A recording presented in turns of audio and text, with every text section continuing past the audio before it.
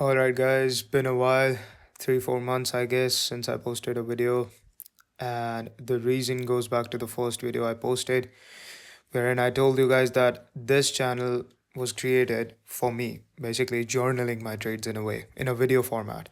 But of course posting it would be better, since if we get an audience then that's, just cherry on the cake. But I was MIA. It's not because that I wasn't trading or something happened. It's just that it was December and the New Year, the holiday week protocol. You're not supposed to trade in December, in January, first week. All right. So I did trade in January, but again, life got in the way. Couldn't film my trades. I mean, record it. Of course, I was journaling it, but didn't have the time to record it for the YouTube channel. But I guess we're back. Today I took a trade. It's 11th of February, and I just got done trading for the day. I took a GBPUSD position, a long today, in the New York AM session. So we're going to be looking at that. So let me tell you the framework first. I'll start with the H4.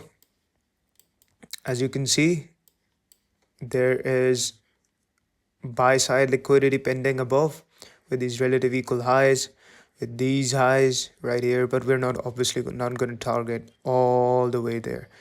We're going to take pieces by pieces and ride throughout this up move if we continue. So as I'm a scalper and not a swing trader. If I were to be a swing trader, then I might have targeted more.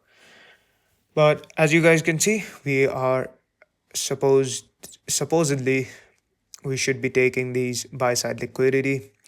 But for today, we have this framework. In London session, we tapped into this 4-hour fair value gap, which was a discount PDRA, which should make the price go up and take these buy side liquidity here. So in the 1 hour time frame, you can see this happened in the London session at 3 a.m. perfectly. So London formed the low of the day. Usually that's the case in for the week. Tuesday forms the low of the week. Usually, not always, and that too London. So that's exactly. It might be the low of the week, which is, you have to look up here. The low is 1.23321. It might be the low for the week, and it might just keep going higher. But we can't say it's too early for the week. It's just Tuesday.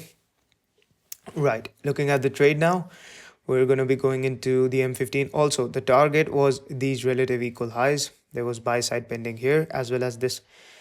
It's very minuscule, very small, but a SEBI pending over here.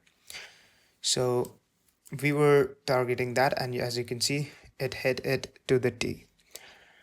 Now, going into the M15, I'll show you my entries. I'll post the executions at the end of the video as usual. Looking at the M15, you can see there was the market structure shift after hitting that 4-hour fair value gap that I showed you a minute ago. So after the market structure shift, price came into this fair value gap in the discount PDRA at 5:30. Now, after 5, I do not take positions because that's my cutoff time for London open kill zone, right? It starts at 2 right here and it ends at 5. So even if price gave an opportunity to buy here, I didn't take it because I don't trade after London closes, right? So I didn't even look at it. My charts were off right at 5. Didn't take any trades in the London session. Patiently waited for this setup to form. It formed apparently between New York Open and London. So at 7, I turned my system on. And now we're going to have to go down to the M5. In M5, this is the play that I took advantage of. This is the M15 FEG that I just showed. In M5, when I came to my desk at 7, right here, so this is what I was presented with. Just a messy price action in M5. After that, this big green candle, I was convinced that price is going to take the highs that I just mentioned in the starting of the video, and there was this fair value gap that was formed. Market structure shift, everything in line, and price also took a prior low, everything was perfect.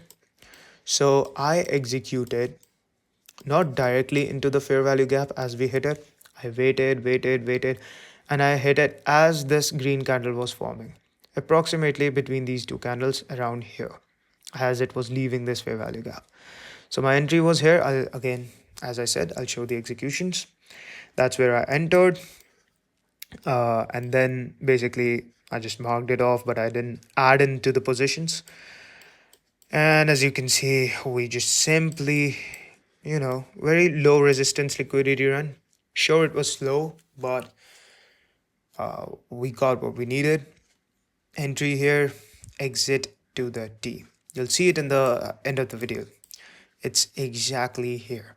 I exited there, price rejected, and I do not care what it wants to do now. It could retrace, as it's been expanding since London actually. So we might expect a short term, like these lows might be targeted. You can say that this is a minor sell side right here. So price might want to go down, take these out, use one of these fair value gaps to go even higher. But that's not my concern. My concern and my trade was to target this fair value gap and actually this buy side liquidity. The moment it touched the 1 hour SEBI, as you can see, if you can see the high up here, it was 1.24255, and this candle went into 1.24256. So literally a pip, and then just kissed it and rejected. Now surely it can go higher, but as you can see below the sell side liquidity, there's a busy pending here. So we might use any of these and might move lower from here. But again, not our concern. So that was it. I exited right there, and that was a beautiful GBPUSD buy on a Tuesday, February 11th, 2025. Hope you guys enjoy these content, because I have received a few DMs on my Instagram, which is surprising since this channel is almost like non-existent. But I received a few DMs that people actually get something out of the videos that I post. I just received like 2-3 DMs out of the videos that I've posted.